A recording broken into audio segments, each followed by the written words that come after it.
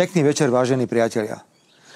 Dnes sa vám už prihováram z Michaloviec, kde nás zajtra čaká, dúfam, úspešné spoločné rokovanie slovenskej a ukrajinskej vlády, na ktorom sa chceme s delegáciou ukrajinského premiéra pána Denisa Šmyhaľa sústrediť na nevojenskú spoluprácu a máme v tomto duchu pripravených pár pekných projektov.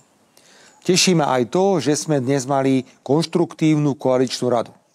Chápem, že média ide šlak trafiť, keďže ich nepúšťame do našej politickej kuchyne, ale musia sa uspokojiť s dnešnými závermi, že sme sa dohodli na všetkom. A toto už vôbec nezapadá do atmosféry po sobotných prezidentských voľbách. Viete, keby spomínaná atmosféra nebola nebezpečná pre celú spoločnosť, bola by na smiech. Voliči progresívneho Slovenska si po prehratej prezidentskej sobote dávali Lexaurín a objímali sa so svojimi psíkmi a mačičkami, aby prekonali hrôzu demokratického víťazstva kandidáta vládnej koalície Petra Pellegriniho. Voličov vládnej koalície označujú za poblúdených, za lúzu, ktoré treba zakázať voliť. Vraj sa hanbia za susedov, ktorých označujú za rurálno-rustikálnych. Jednoducho všetci okrem nich sú po slovensky povedané primitívni debili. Po uliciach oplzlo nadávajú vládnym politikom a ja už len čakám, kedy sa táto frustrácia tak intenzívne prehlbovaná denníkom N, Smečkom či aktualitami pretaví do vraždy niektorého z popredných vládnych politikov. A to nepreháňam ani milimeter.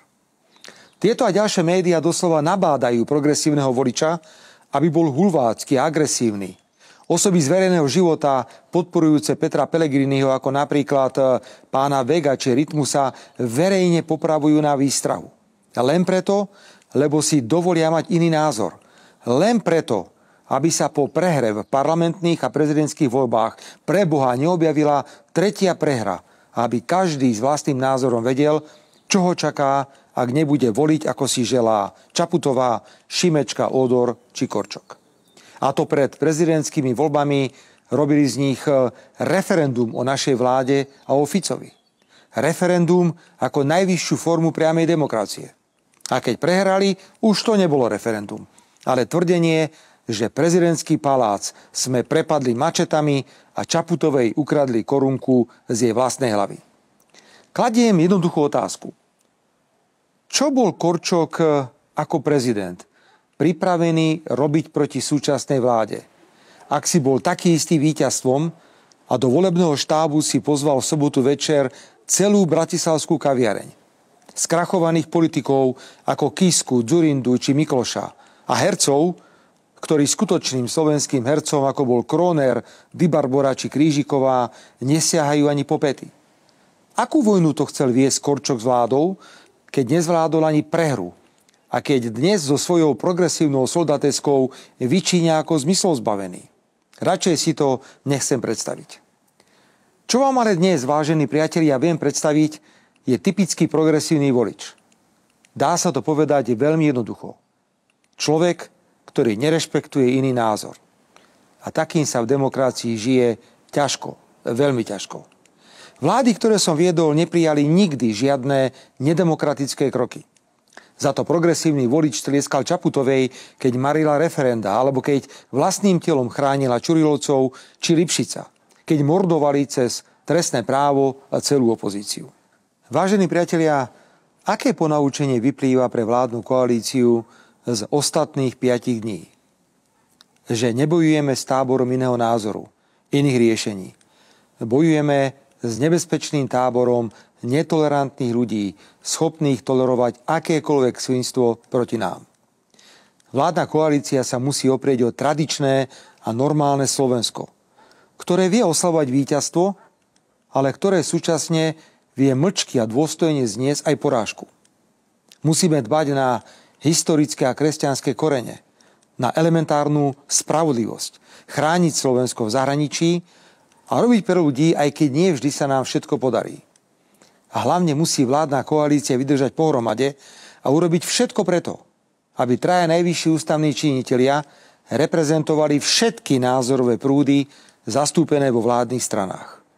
3 prúdy Svätopluka budú tou najlepšou odpoveďou na zlobu, nenávisť a nenormálnosť v základných hodnotových a etických otázkach. Partia ľudí v Národnej rade okolo Šimečku a Sulíka sa vždy smiala, keď som na hodinách otázok často hovoril, že sa musia pripraviť na zmenu svojich lídrov, lebo Šimečka a Sulík totálne prepadli. A liberálne médiá a mimovládne organizácie, financované zahraničím ako majitelia týchto politických strán, si už nemôžu dovoliť ďalšie fiasko. V Saske k zmene už došlo, nebudeme radšej komentovať.